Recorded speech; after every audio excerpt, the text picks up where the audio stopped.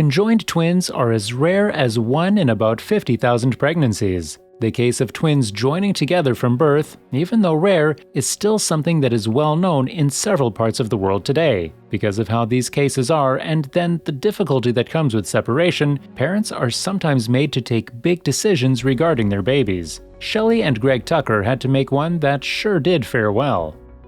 Also, if you have not done so already, please subscribe to our channel and click that notification bell to get inspired by these real-life stories every day. Now, back to the story.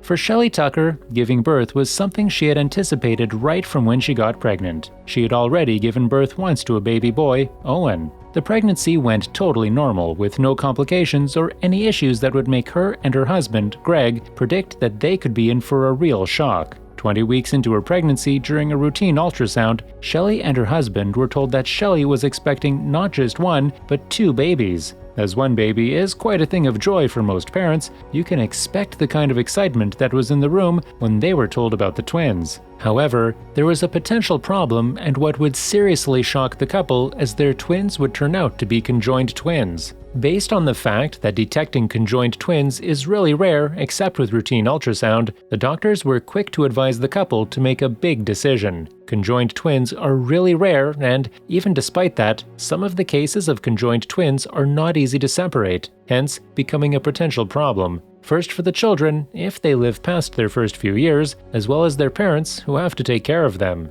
Since Shellie and Greg's twins were easily detectable before birth, they were told about the cases of conjoined twins as well as the difficulty of separation, with the advice of terminating the babies before they were born. To any parent, this is of course a big ask, and even something that many would even deem impossible, as they'd still want to give their children a chance. So was the case of Shellie and Greg too, who decided that they'd rather give their daughters a chance and then try if they can get separated, instead of preventing them from even being born. Afterwards, the couple was referred to the Children's Hospital of Philadelphia, a hospital that has a really huge reputation of having a very good number of successful separations since they started undertaking such surgeries in 1957. With that, the family had to move from their home in Adams, New York, to Philadelphia, where they were going to get help to have their kids separated upon birth. At the Children's Hospital, the couple was introduced to a pediatric general and surgeon named Holly Hendrick. Dr. Hendrick was the one who would eventually lead the team of surgeons that aimed to separate the babies. First, the doctors had to carry out extensive testing to gather detailed information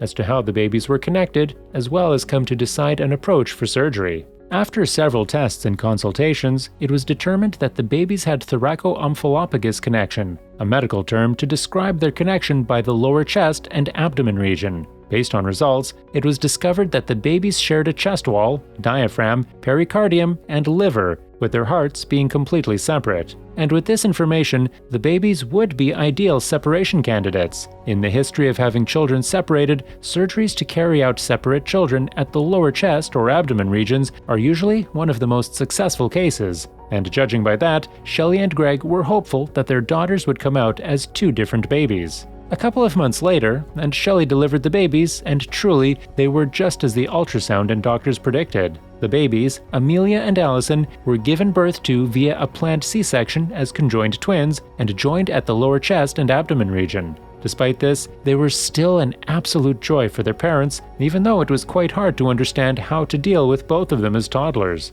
When one goes one way, the other goes the opposite direction, said Shellie. When they were toddlers, I never sat down unless they were sleeping. I wouldn't have it any other way though. For Shellie, the babies were an absolute joy to watch, and she loved them right from birth. After birth, the babies received specialized care to prepare them for the surgery to separate them after they had grown stronger and a little older. As part of the preparation for the surgery, the twins had skin expanders inserted to increase the skin surface available to cover exposed tissue after the surgery. This was done by another surgeon, Dr. David Lowe, who inserted the expanders in both babies. Following that, the medical team then proceeded with their planning and also looking through a series of complex steps that would help to carry out a successful separation. On November 2, 2012, the twins would be put through an intensive marathon 7-hour procedure that ensured their successful separation. The surgical team, led by Dr. Hendrick, had over 40 physicians, nurses, and other medical staff from different departments in the hospital, including general health, plastic, reconstructive, and oral surgery, cardiac surgery, radiology, and a couple others, all present for the procedure. After the surgery, 1 became 2, and Amelia and Allison would be separated, something that was a moment of joy for their parents. At the end, the surgeons came out and told us they were separate. The weight of the world was off our shoulders. The first time seeing them as 2 separate girls was really the most amazing feeling, Shellie recalled. Following their separation, the babies were then allowed to recover fully in the newborn infant intensive care unit of the Children's Hospital, where they were closely monitored by a series of medical professionals to further ensure that the twins were doing well and healthy. As it was something of a feat for the hospital, the twins were introduced to the world via a press conference on December 20th that same year, with the twins then proceeding to go home for Christmas with their parents and their older brother Owen. Even though the babies had been born almost 9 months earlier, heading home was the first time that the girls left the hospital. During the first few months after separation, the twins needed feeding tubes as well as some other special care materials to help them properly recover, but they were quite quick to do away with it after a short period of time. Shellie and Greg were surely excited about the whole process, and then having to see their daughters even though they were given the option of eliminating them while they were still even in the womb. Their decision to keep the girls is surely one they now enjoyed making. For Amelia and Allison, their separation seems to also be something of joy for them, even though they are still quite young. Their parents shared the story of their situation at birth, as well as pictures, and the twins decided to show it to their class for show and tell when they were in preschool. It's something we've talked about with them, something that makes them special in a good way. It was their idea to share. They decided together and asked us for pictures, Shellie said. The girls continue to go on to the Children's Hospital for regular checkups, with both girls doing absolutely fine and enjoying their early life. Now, what are conjoined twins and what is it about them? Conjoined twins are simply 2 babies that are physically connected to each other. The case develops when an early embryo only partially separates to form 2 individuals. More like, instead of actually splitting completely to result in 2 separate babies as twins, the embryo in this case is partially separated, with still some part attached, hence resulting in 2 fetuses which would be physically connected. Conjoined twins in many cases are usually connected at the chest, abdomen, or pelvis. In times past, conjoined twins were either stillborn or pronounced dead shortly after birth.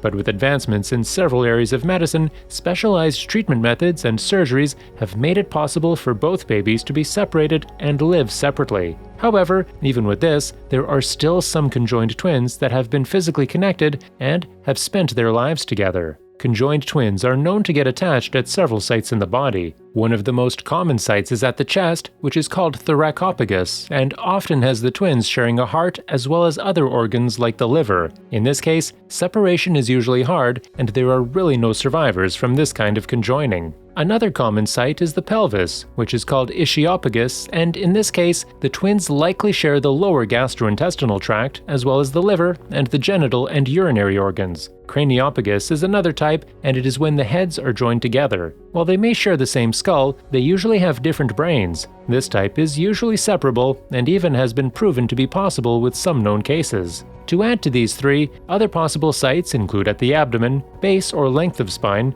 trunk, and head and chest together. Attachment at some of these regions can be a big problem sometimes, with the twins not having legs in some cases, or missing out on some vital physical traits. There is no specific known cause for conjoined twins, and there is also no cure, though the option of separation provides a very good option to have the children separated as long as they are not joined or connected at one of the serious sites. Like Amelia and Allison, there are other children who were also born connected that have been separated, and with stories like theirs, it makes it a less difficult decision to make for parents having doubts or even those who have been given negative information about conjoined twins.